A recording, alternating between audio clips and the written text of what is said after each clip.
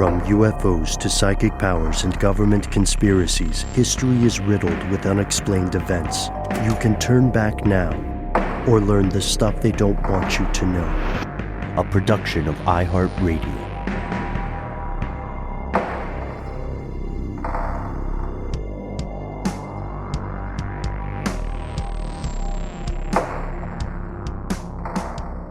Hello, welcome back to the show. My name is Matt. My name is Noel. They call me Ben. We're joined, as always, with our super producer, Dylan, the Tennessee pal Fagan. Most importantly, you are here. That makes this the stuff they don't want you to know, coming to you live and direct and digital sometime in November 2025, we hope. Guys, let's start it this way. Have you ever visited a sketchy website? Absolutely not. Never. Not once. No, just .orgs for Noel Brown. Never got a pop-up. No, never got a virus. Nope. Interestingly enough, guys, for this week's listener mail, I went to a .org and it was completely fine. Then I went to a .com of the same title, if that makes sense. Just switch out the ends. And the .com one is supposedly the more legit site, but that's the one that I got a little message from my browser. Thingy. Yeah. It said, "You sure you want to go here, pal? You sure about that, buddy? You sure about that, Sawai?" I said, "No, I do not want to to go here." Oh, come on. You didn't want to roll the dice, man? Yeah, you you can click advanced and it'll let you go. Beheld. Yeah. So this is hilarious to us and hopefully to you as well, fellow conspiracy realists, because there has been a sea change in recent years or in a recent decade. Back in the halcyon days of the internet, before most folks began interacting with the World Wide Web through social media, which is true. Most people now, when they say going online, they mean going to social media. It's also where most folks get their news. Before those big dogs took over everything with the dopamine casinos, the average web user found themselves in all sorts of niche, unexpected rabbit holes, World Wide Web, new frontier, Wild West, a vast horizon of all things weird. GeoCities, man. Everyone could have a website. It was the best. Yeah. I used to go to all these like Smashing Pumpkins fan sites and trade bootleg CDs with people. We'd send each other stuff in the mail, but you found them on these like very niche websites that would sometimes have comment sections or, you know, BBS or whatever. Sure, bulletin board systems. Super cool, man. It was fun. And everyone wanted to stake a claim. And soon enough, anyone, relatively speaking, could build a website. Society was not sure, and probably still doesn't know, what would happen next. Victories, massive profit, massive losses, unforeseen consequences. Never. As we'll witness in tonight's episode, our friends at the SHOP, the Central Intelligence Agency, they were no different. So let's get into it and see what we're talking about.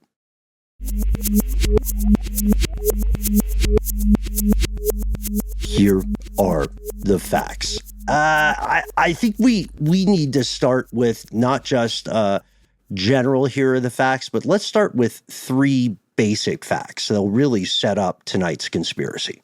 Yeah, I remember when, along with your internet service provider account, many of which were local-ish at the time, you'd get a domain. You could get like a website, on like your whatever. Mine was znet.com/Noel Brown username. Terrible OPSEC. Oh, not good. Yeah, for sure. But you'd have to upload everything with like an FTP, and I think you did have to know a little basic HTML. And that's why they all looked like trash, because it was somebody that wasn't into coding, just placing that image in the center and then having a background color or maybe a tiled, bitmap or something like that. And it was a delightful time. Do you remember how big of a deal it was to get a really good URL? Dude, yes. To buy those domains and go on GoDaddy or negotiate with somebody who already owned a banned site or something, and you're like, I really need this for my business. People, there's these domain squatters. Squatters, exactly. Right. Yeah. Yeah, domain squatters would find something like Sting.com. And then musicians like Sting would have to pay an egregious amount of money so they could get that digital parking space. friend of the show, Matt Riddle, bought djcovid19.com. Just, who knows? Maybe an artist would pop up and decided to use that name. Sure, just roll the dice. Back to him for sure. Yeah, in the heyday of the pre-bought internet, please check out our episode on dead internet theory.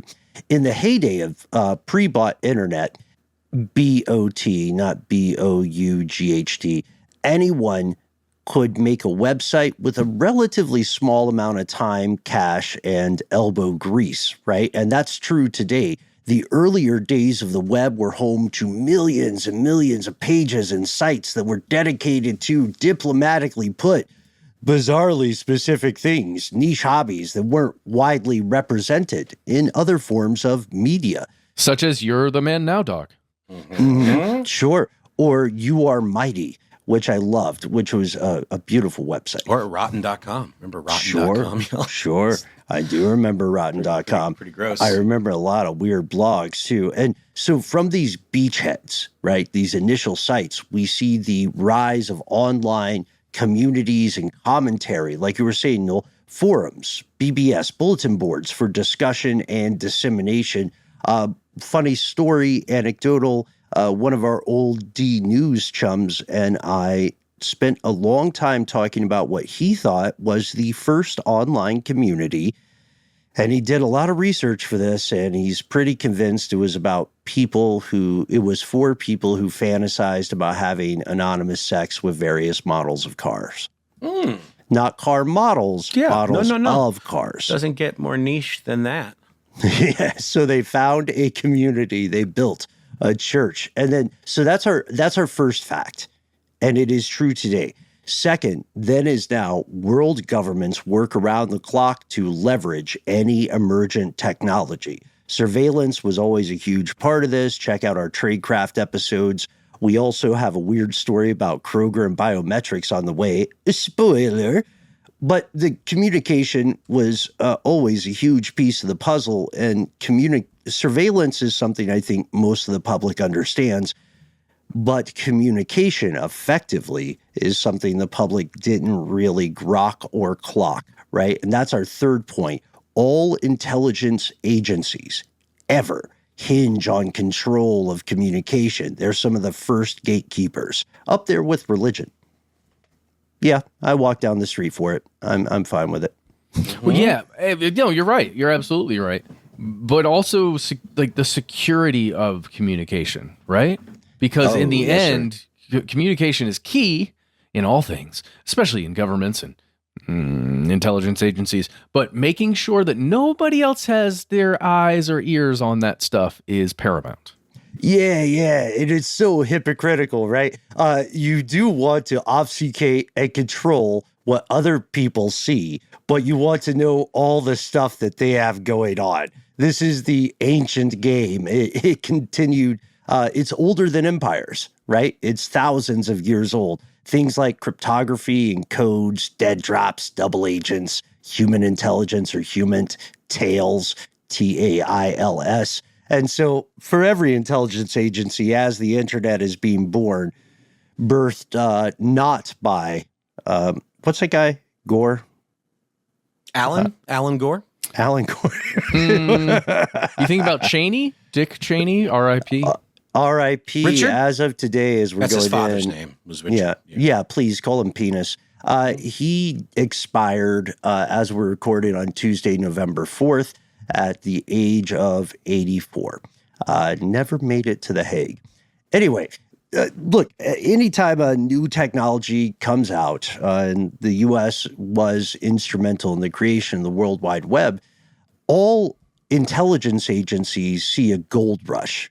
The advent of the internet was a new gold mine, and everybody wanted to stake their claim in this gold rush. We know traditional comm channels already exist. Every competent government's aware of them. So, like, we talk about this in our number station episodes, right? Even if you can't crack a specific code or route of transmission of information, the leaders of one place, like Russia's FSB, they're going to be roughly aware of how their rivals will attempt to obtain control and communicate intelligence. It's a very old cat and mouse game, and a lot of people are very good at it. Mm-hmm. Yeah, I watched a movie over the weekend. It's a Hong Kong film from the early 2000s that was remade as The Departed, the Scorsese movie. It's called Infernal Affairs, and I'd never seen it. There's apparently two others that are also great in this trilogy, but there's a whole bit that I don't remember how they did it in the Scorsese version, but where it's like there's a mole on the inside of the bad guys, and then there's a mole from the bad guys on the inside of the good guys, and there's this whole cat and mouse thing where the mole for the bad guys is in on the surveillance of the bad guys and is like trying to jam it all up covertly, and they're switching channels and stuff. I'm sorry, it's not directly related, but I just thought it was a really good depiction of exactly the kind of stuff we're talking about here and how complex it can be in this whole know thine enemy aspect of it. I love it. You're absolutely right, Noel, because it does show us how surreal those kind of things can get. One of the old axioms is when two people in a conversation are lying and they both know that they're lying, what they're actually saying comes very close to the truth. Right. Yeah. That's a good way of putting it. Well, it's an old professor. Yeah, no, I don't know it. That's smart. Oh, so we're talking about this cat and mouse game, and you never want the other side, no matter who you are, to know what you're saying, right? That's why encryption is so important. That's why subtlety is so important. I think for this story, the smartest thing that's going to be in the story we're going to talk about is the inherent discretion of the way the websites we're going to be talking about were used, right? Mm-hmm. Because ultimately, if you've got, let's say, somebody on the inside of a group that's being super secretive and they're working for you and you're trying to get them to give you information, how do you prevent those other people who are the bad guys from seeing that person like quietly on their phone, like having a little conversation quietly on their phone in the corner, or going off to meet in the darkness at some point at a bench where there's surveillance on that person? It's got to be something they could do in the course of normal business. You know what I mean? It would look innocuous. Totally fine. Oh, okay. Mm-hmm. Innocuous and preferably humanizing. Yeah. Right? It's just a regular buddy boy who likes football and Star Wars. Yeah. Exactly. Yep. So this cat and mouse game, the thing is, a lot of people are very good at it, and the stakes have always been murderously high. So a single misstep in this endeavor can result in multiple deaths and can even lead to full-out kinetic war. So across the planet, everybody is looking for an edge. The internet, which offers easy, near instantaneous online communication, it also inherently offers an edge no rational actor can pass up. Yeah, not to mention the like needle in the haystack of it all. How vast the internet, even in its early days, was, and how just deep those nerddoms went, and the just absolute vastness of the quantity of websites about the most niche subjects. Mm-hmm. Yeah, you tell the interrogator, look, I just like Radiohead. I have opinions.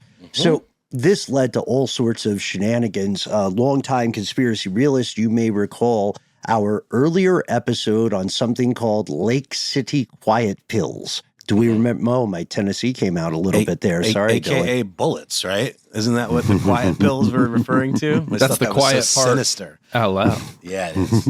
So in this episode, we explored allegations that a loose group of ex-militaries, individuals were working as mercenaries, guns for hire.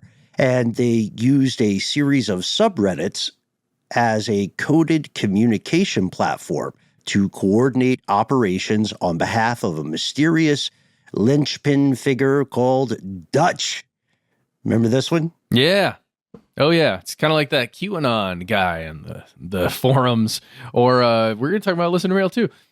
Somebody who infiltrated just a UFO SETI forum with information. Like the way this kind of thing, it's you can't verify it very easily, can you?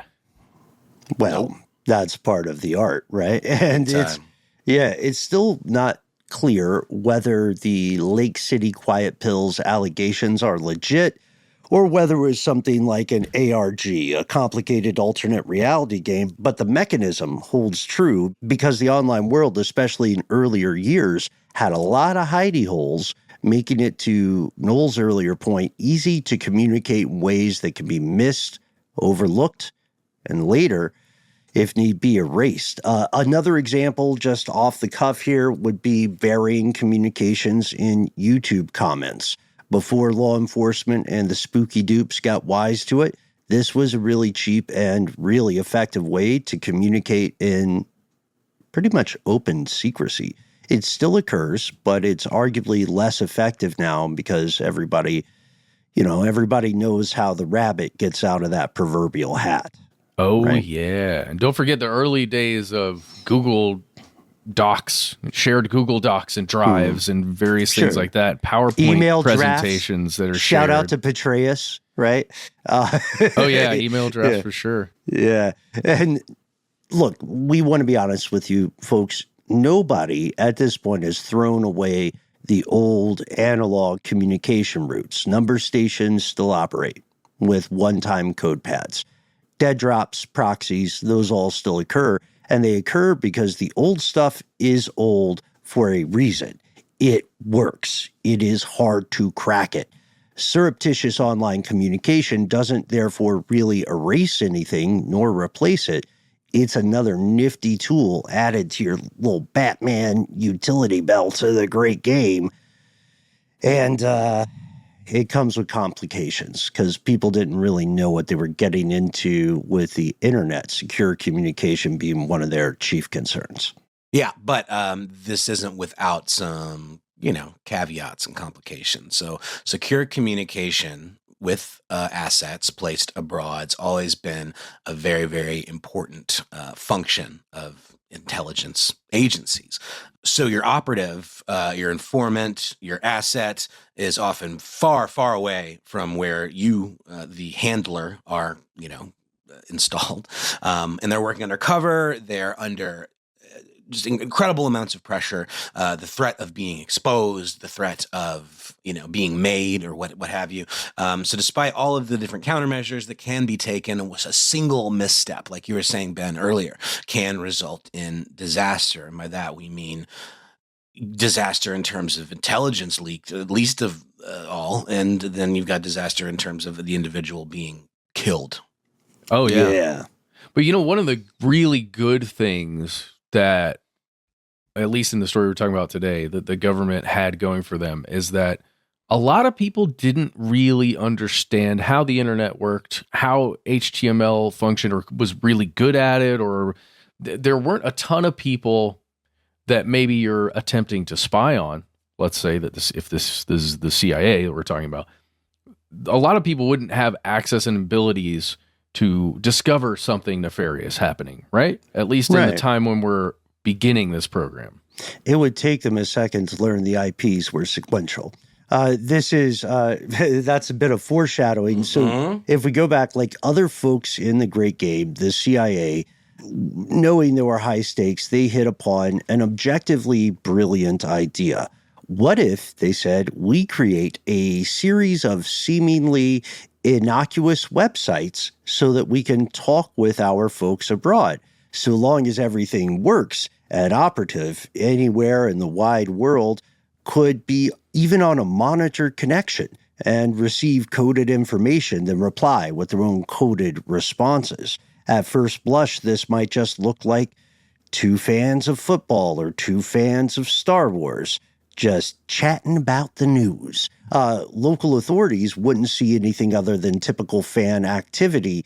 The CIA did put this into play for years and years, and while it worked, it was absolutely, utterly Zanzibar, which I have started saying instead of awesome.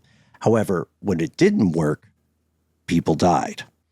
Yes, they did. Like dozens of people. A lot of people died. Yeah, for sure. And we're going to get into how all of that played out after a quick word from our sponsor.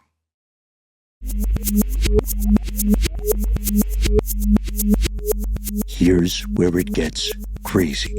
The CIA did and does engage in tons of covert action, and most of it is stuff the public will never learn about.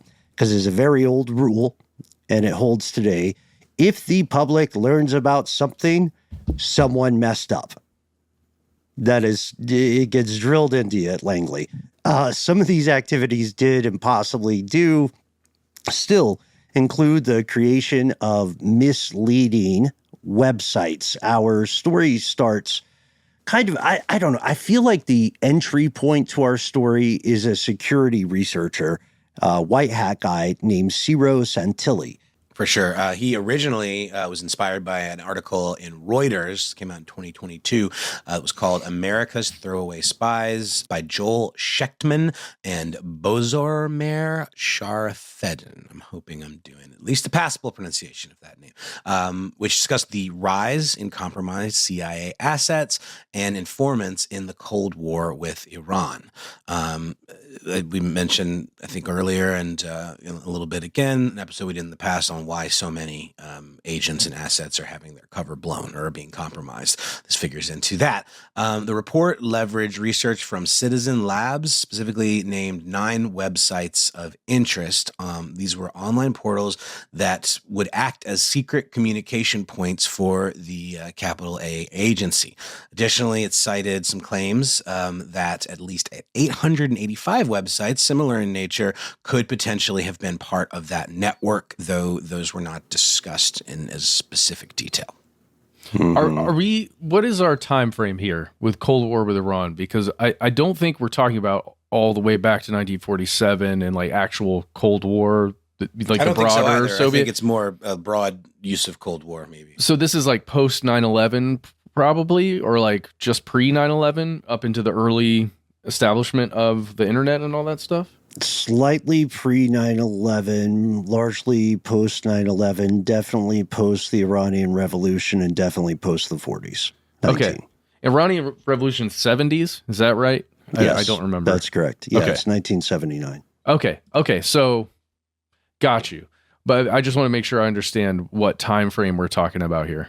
Yeah, that's a good question because this is a bit of an editorial choice on our behalf to characterize current U.S.-Iranian relationship as a Cold War. 100%. Heard. It's very much the same. Future historians will agree with us. I think we're right. I'm just not sure about like when we would say it started, I guess, if that makes sense. Yes. Yeah. I would say, right? Yeah. I think it's Orwellian. They've always been beefed up for that resource extraction and that regional control. And do check out, by the way, fellow conspiracy realists, do check out a map of U.S. bases that surround the nation of Iran under siege. And ask yourself how you would feel if Iran had that many bases around the contiguous U.S. Oh my gosh, the wind is high on this soapbox, guys. Let me get a few steps down. Well, but it makes total sense, right? You're not speaking out of turn, Ben, I would say. And I don't think it's a soapbox. I think you're just pointing out the actual real things. It's a step stool. Yeah, but I'm cheap and I already had this box full of soaps. Now I got a box that I walk on. Hell yeah. Okay. So starting from these 9 websites, Noel, that you mentioned, Reuters journalists identified, our buddy Ciro Santilli and his team, they started digging and they found what they saw to be irrefutable evidence of what they could identify as several hundred other websites united by what they call a common fingerprint, making them part of the same network. And if you go to Ciro's own research on his blog, Big Book or Big Open Book, you will see how they start to build a persona, marketing would call it, or a profile of these sites. It's 2025. Fast forward real quick. Santilli goes public with his discovery, and one of the things that really grabbed the attention of other journalists, and as we'll see, he's building on the shoulders of giants here, and he's going to be the first to say it. He reports a website called StarWarsWeb.net, which I think we visited in the Wayback Machine. This, first of all, sounds legit.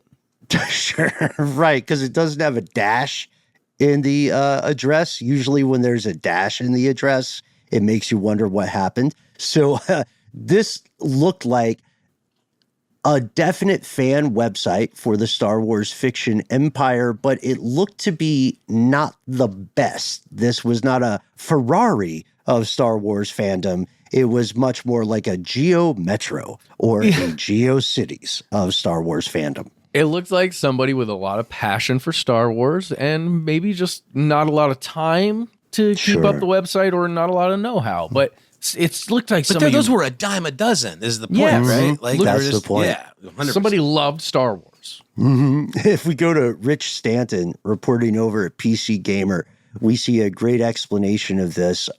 Quote, so we're going to the website to paint the scene here. Dylan, you're an excited kid. You're 90s hackerdom. Well, this is early 2000s. And you say, oh, what am I looking at? Quote, there's a kid with a lightsaber at the top of the page, the tagline, Beyond the Unknown, as well as May the Force be with you, links to other Star Wars resources, and, quote, for some reason, Master Yoda is recommending Star Wars Battlefront 2, Star Wars The Force Unleashed 2, Lego Star Wars 2, and Star Wars The Clone Wars, Republic Heroes. I'm not going to do the voice. Like these games, you will, says the text alongside. Wait, isn't Star Wars Clone Wars Episode 2? So there's a cartoon called The Clone Wars as well, or like a CGI. It's like a series that's very popular as well. Spin-offs of spin-offs. I'm just pointing, these are all the second of all of these, guys. Is there a pattern or something we need to know here about 2? I was wondering that. Yeah, it's the opposite of clean design. In fact, it's messy enough that if you were a civilian Star Wars fan, just on the wide internet, you might take one look at this one, you might click away, go back to Yahoo or whatever, and then go try to find a better site. That is by design. That's what the CIA wanted. They wanted the actual Star Wars fans to go, I don't know, this might have a virus on it. Yeah, or at the very least, just mediocre. You know, like there are just much better resources than these. And what I was saying earlier, too, is back in these days, I mean, I made a half-assed website that probably was just dead floating around on the internet without me thinking about it for years. I mean, there's so many of those. And if you make one that looks like that, hasn't been updated in a while, it feels stale, people aren't going to actually spend any time on it, you've got this like incredible subterfuge kind of hidden in plain sight. Yeah. I mean, that's the question, right? Why the needle in a haystack conundrum? Why build a purposefully not great website, especially for a fandom that is so widespread that it already has thousands of other similar yet better sites and resources online? That is because, as Ciro Santilli found, this was one of hundreds of websites created directly by our friends at the CIA from at least 2010, probably earlier, as a secret communication network for CIA assets abroad. And some of these assets and operators were in openly hostile countries, right? They might be specifically monitored informants with expertise on nuclear proliferation or movement of armament and research. And even if they're being monitored by, a little NSA intern analog like our buddy Steve would look at these guys' internet activity and say, man, he's super into Star Wars or football. Or both. Or both. He's super into Starball. Starball. The first Quidditch. So it's weird because a lot of the sites that he identified, like we said in that original Reuters report, which is oft quoted, they only specify 9 sites, but they talk about 885 overall from independent researchers.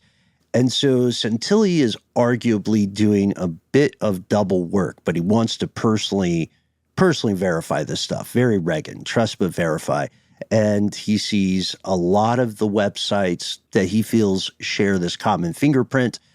They appear to be news sites, right? And their copy pasta approach is to take stuff from AP or Reuters or what have you, and then just slap it on their site, right? And slap their name on it. But then there's a little bit of sports, music, gaming-centric websites. He names things like Haven of Gamers with a Z.com, hitpointgaming.com, activegaminginfo.com, myonlinegamesource.com, and Kings, you'll like this, Matt, -game.net.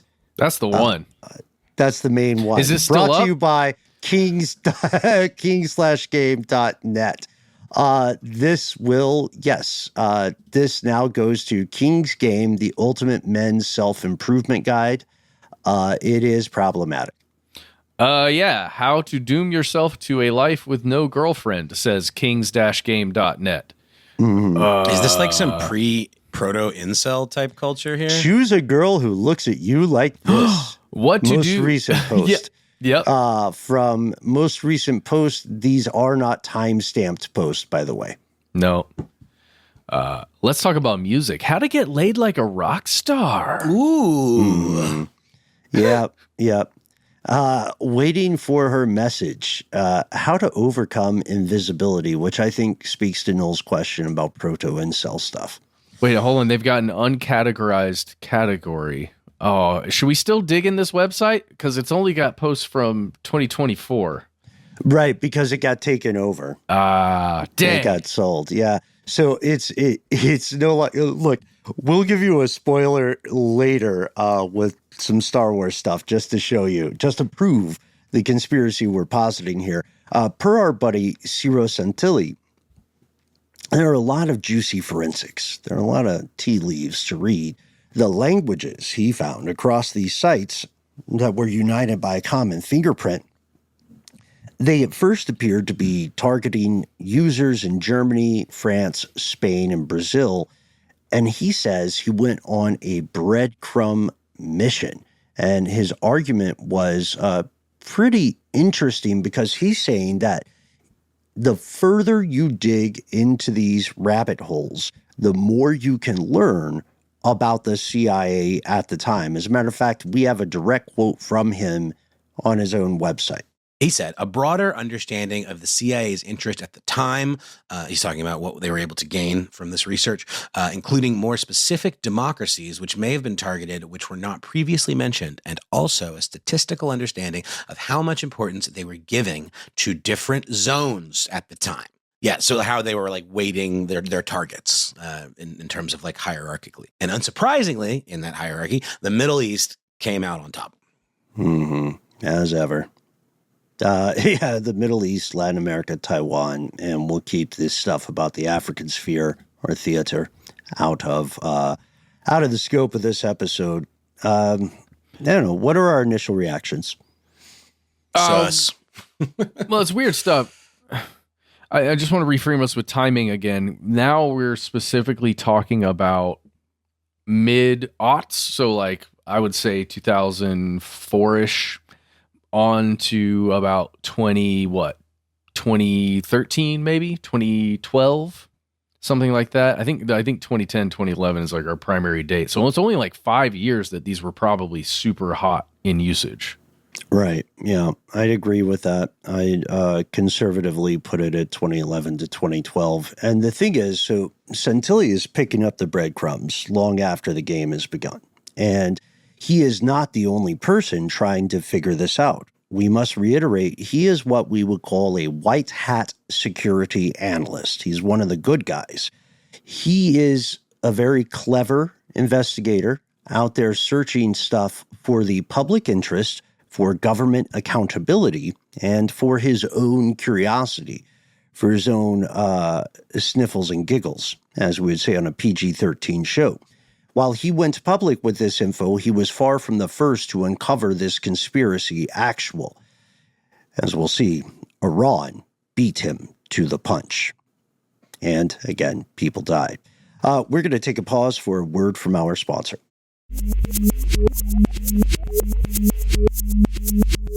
And we've returned. Maybe we talk about the first reveal because, Matt and Noel, I love that we're walking through the timeline here.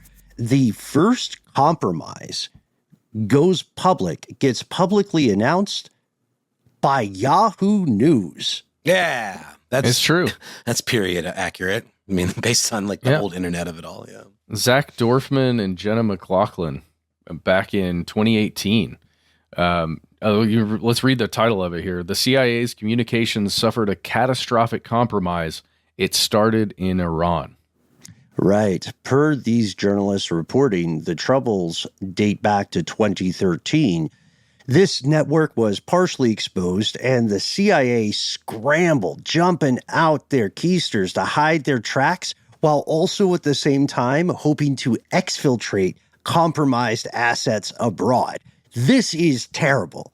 This is the opposite of ideal. I am scrambling not to use English curse words, because now imagine you have essentially, now you have to deploy rat lines, right? Like post-World War II. You have to figure out how to get very deeply embedded people a provable, believable reason to leave the country safely. And that can be a very difficult proposition, especially if we're talking about nuclear proliferation, sensitive stealth technology, cryptography, stuff like that. Those nerds are very closely monitored. And it goes back to, I love the reference you made earlier, Noel, our episode, Why Are So Many Spies Getting Busted? In that we noted a severe, unprecedented uptick in exposure and compromise, as well as disappearance of dozens of sources, particularly in Iran and China.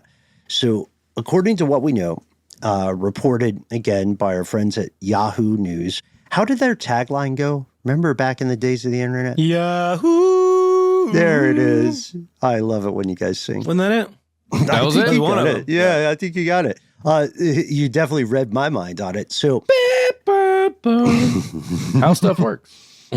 that was us from earlier. So according to former intelligence officials who were speaking anonymously, there was an Iranian double agent who got caught out. They rolled the dice incorrectly, or fortune did not favor them. So they showed Iranian intelligence this website, and they said, hey, this is the website I use to communicate with my CIA handlers. I know it looks like a soccer website, but please stop pulling my toenails out, and I'll show you how we talk to each other. And once they gave up all that information, which did happen, the boffins in Iranian intelligence started to look around the rest of the World Wide Web for websites with similar commonalities, signifiers, components, and they hit on the right string of search terms. You know, searching is like casting a spell, right? It's an incantation online. So if you know how to phrase what you are searching for, you can invoke or summon a thing. Can I just say really quickly that proto-incel website we were talking about earlier, Dylan posted an incredible link in the chat to a Salon article featuring a pickup artist by the name of Eric von Markovic, where he chats about the Venusian arts, sexual psychology, and why he can help 40-year-old virgins everywhere get laid. And Dylan said the website was giving this dude vibes, the artful seducer. Sorry, had to give props to this link. Also, he said jump scare warning because the dude's face is huge on the article, and he's got a bit of a vibe. He's peacocking. Well, thank you there, Tennessee. We know that Iran was able to play the breadcrumb game because they used these search terms, again, these incantations, right? These series of words or codes to figure out not only other secret CIA comm sites in this network, but also to track who was visiting these sites and where they were visiting them from. And they started to unravel the larger spider web. Yeah, this is serious. So it goes all the way back to 2009. That's when Hezbollah originally began to unravel this stuff. And it was reported in 2011 by Reuters. But nobody knew how it was happening, right? What is it we always say, Bim? It's the ways and means sort of things that are protected. The methods are super protected. So, but back in 2011, November 21st, 2011, Reuters put out Hezbollah, Iran uncover CIA informants, and they were talking about specifically this stuff without naming any websites or anything, because Hezbollah was keeping that close to their chest, that's how they uncovered these spies. And they were sharing that information directly with China. And only a couple of years later, or like a year and a half later, is when you find out that China rolled up several dozen spies working in their ranks, who many of them, not all of them, were CIA, or they were like people who were working in either Iran or China, who were, brought in by the CIA. But it is really scary to think about what was happening, because in this time, we're trying not to put this lightly, but also not make it so gruesome. As Ben was, kind of alluding to the torture that was happening there, these folks, once they get uncovered, or at least one person is suspected, right? We're talking actual torture, and then we're talking about other people who are going to be subjected to that, and or imprisoned, and or just executed, which is exactly what happened. Right. Yeah. And to give a little bit of context for anybody unfamiliar, Hezbollah is multiple things. It is a legitimate political party in Lebanon. However, it is also a proxy military arm of the Iranian government. So in these sorts of functions, in intelligence functions, Hezbollah is Iran. There's no way around it. It's sort of like the Wagner Group is Russia. You know what I mean? And beat me here, Dylan. Whatever legalistic shit they're going to say at the Hague. That is just true. That's how legalism goes. And Matt's absolutely correct. Ron, via Hezbollah, did share this information, this uncovering of the network with colleagues abroad, particularly China. This led to the deaths of people in China or in Chinese-controlled vassal states, especially through the bloody year of 2011 and 2012. Also, on a human note, it is important to emphasize that some of the people killed here were not aware that they were working for the CIA. That is another part of the hidden hand. Yeah, talk about subcontractors, right? Subcontractors. Well, yeah.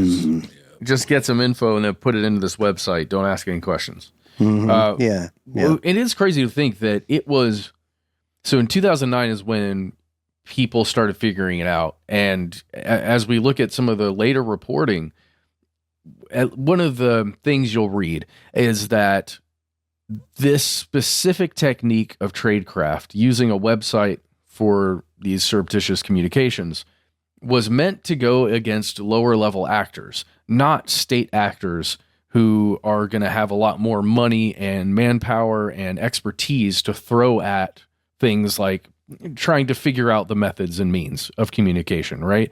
So when using these websites in this somewhat simplistic manner of secret communication went up against Hezbollah and then went up against China and their state forces, it was inevitable that everybody was going to get caught up in this. And there's a sentiment that maybe from the top down within the CIA, it was kind of said, hey, this is working for us. It's not broken yet, so let's not fix it, for at least a good year there, until there was a realization, oh, we're actually losing assets. We're losing sources. They were asleep at the switch, Matt. The one of the biggest screw-ups here was that these dummy websites, many of them in the network, had sequential IP addresses, which is such an elementary day one thing to not mess up. You know, that reminds me of like whenever you have like a ransom or something, is like we need it in non-sequential bills, right? Because having the sequential bills shows that they're like it's a tell, right? That they're like being tracked, or that they're part of the same thing. 100%. It shows an association. You want things disassociated. If you see a sequential IP address, you just have to know MySpace level HTML to start tracing those. And that means that once you find one site, you can easily target the next. So things were super bad. The agency worked around the clock to mitigate this disaster after they figured out the ship had sank. Initially, the idea at Langley was, well, part of it is compromised, right? you lose one limb. That doesn't mean you need to sacrifice the body entire. But as we see, when a ship starts sinking, it sinks quickly. This might seem like old beans, right? Because we're more than a decade and a half past the time these particular sites were actively used. These particular sites. It's very true. Guys, I'm just seeing in this 2011 Reuters article, I'm going to read this from the article. It says, in May, I guess that's talking about 2011 here. In May, Iran's intelligence minister said that more than 24 spies for the U.S. and Israel had been uncovered. ABC News reported that Iranian TV had broadcast what the U.S. network described as, quote, accurate video of websites used by the CIA, which means they did distribute that information internally, at least once it was known that those websites were being used. The Iranian TV broadcasted to everybody. So then everybody operating knew and had that information. And that I wonder if possibly that's why it was so disastrous. Mm-hmm. Yeah. And before our friends in Tehran put that out on state-sponsored television, they did contact Russia and China, and it's provable. Interesting. It's what a rational actor would do. Well, and theoretically that's to warn allies first, let them take whatever action they need to take, and then let the information out publicly. Right. Yeah. We'll talk about this maybe in a listener mail conversation later on, the idea of the Overton window, right? Controlling what is considered plausible conversation. Look, even though this is a real conspiracy, it's a real screw up, it's actually competing conspiracies, and they are all proven, they are not theories. Even though this is all true, it is valid to ask, well, guys, it's 2025, right? Ben, Matt, no, Tennessee.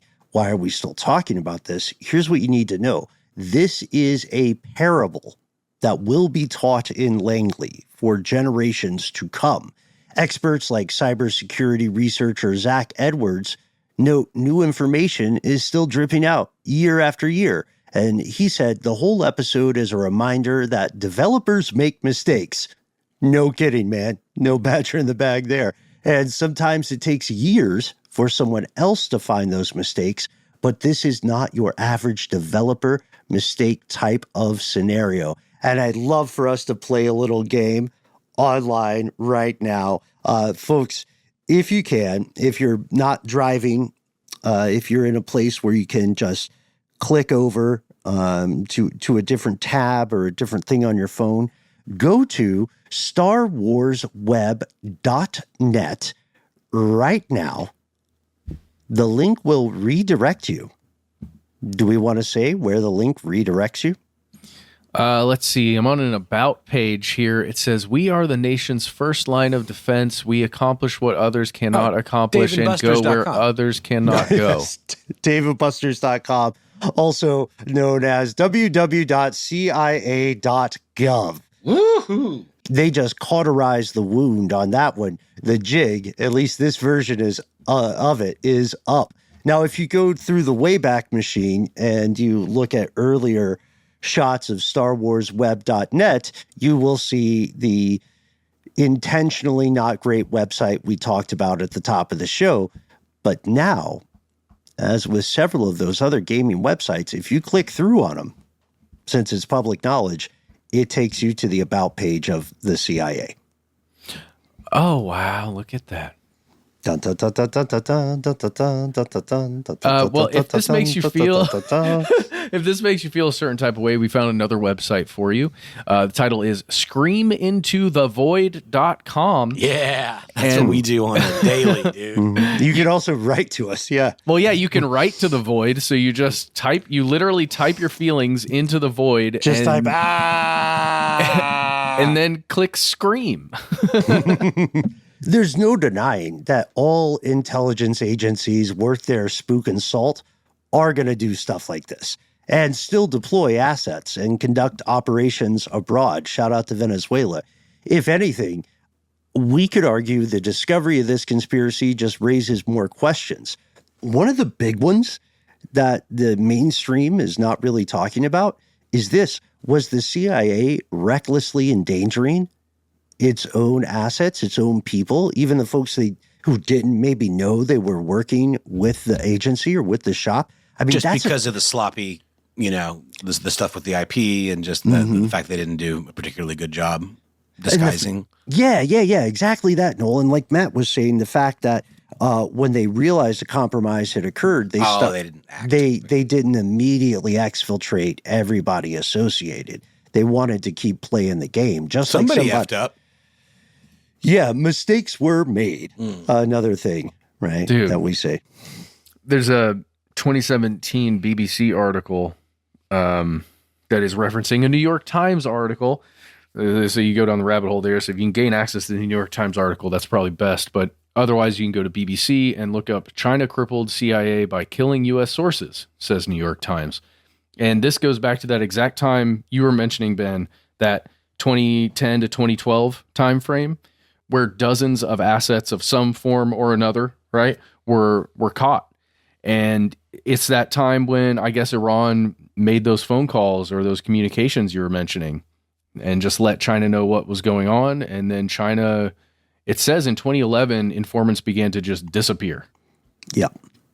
And the public does not have an official count. The issue here is another question, right? How has the agency recovered from this fiasco, which occurred in step with other intelligence failures? And we'll say it here at the end so we can avoid the emails. Failures like high-level U.S. politicians allegedly disclosing classified intel to foreign powers that they're buddy-buddy with for some reason. Side note for the record, not that we are experts, you are not supposed to leave classified top-secret docs in your home bathroom. Just leave like a Reader's Digest, or leave like a fun poop read like Depraved and Insulting English. Hey. You don't have to leave the names of CIA assets. Yeah, well, and if you are going to have those things in a bathroom, at least do it in a tasteful marble-covered floor-to-ceiling, golden enshrined toilet Just room. add some golden accents. Just accents. Good. Yeah, just real classy. Something Lincoln would really, really appreciate, in his time. I would have loved it. Famous amateur wrestler and fan of wall-to-wall marble. Also did a couple of other good things. Famously had a bad night at the theater. Abraham Lincoln. It's true. And before you come at us about, subtweeting, we are fond of architecture and we just don't like tasteless additions. Well, I know. That's where we're coming from on this issue, y'all. I find metal unnecessary. I'm on record. It bothers me to touch it. I'm just a fan of Michael Che, and I really enjoyed a recent episode of SNL. Did you hear that apparently word on the street is folks are telling me after he does Weekend Update, he goes home? No, he can't do that. That's why he's not in the big goodbye scene. There's an after party and an after party. I know this. Are you required to go to the after age party? of the Belushis that is would over. Get so old, man. Yeah, there's way less cocaine, way fewer Quaaludes. Mandatory partying. My guy Disnoots is in there.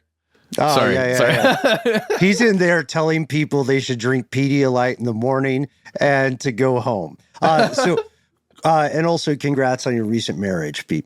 So as global tensions rise in theaters the world round, all these questions we posed are increasingly important. They're mission critical. Trust in the United States domestically, abroad, it's at an all-time low, which means whatever happens next might well get hairy. And the weirdest thing is the game itself is not over, because the best, most addictive part of what we call the great game is that it never ends. If anything, this is a teachable moment. If you really do, jokes aside, internet jokes aside, if you really are dealing with stuff they don't want you to know, then take care to make sure enemies cannot actually know it. Lives are on the line. Do a better job, the CIA.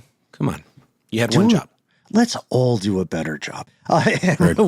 We are also going to do a continuing job, hopefully a good job, responding to you. We want to hear your thoughts, folks, whether or not you're in a circus, a shop, a vacation abroad, whether this is news to you, whether you are a white hat or black hat cyber punk, we want your thoughts. You're the best part of the show.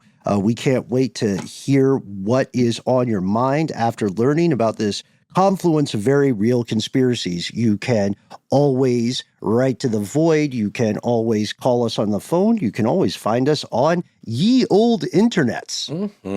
Speaking of, dealer's choice. If you want to find us on the internet, you can do so by searching down the handle Conspiracy Stuff, where we exist on Facebook with our Facebook group. Here's where it gets crazy on XFKA, Twitter, and on YouTube. You can also find us at Conspiracy Stuff Show on Instagram and TikTok. And I think there's more. Yes, we have a phone number. It is 1-833-STDWYTK. When you call in, give yourself a cool nickname and let us know if we can use your name and message on the air. What's your favorite weird website?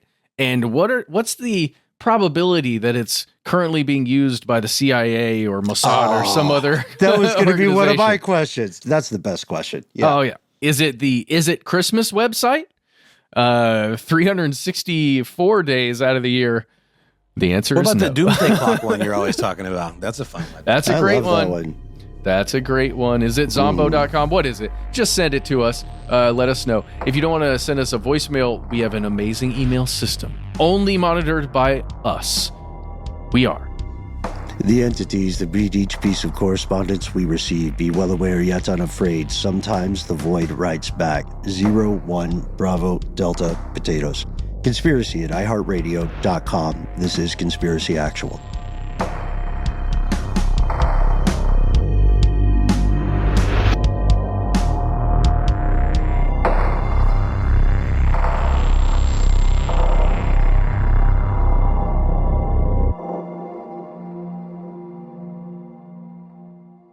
Stuff They Don't Want You to Know is a production of iHeartRadio. For more podcasts from iHeartRadio, visit the iHeartRadio app, Apple Podcasts, or wherever you listen to your favorite shows.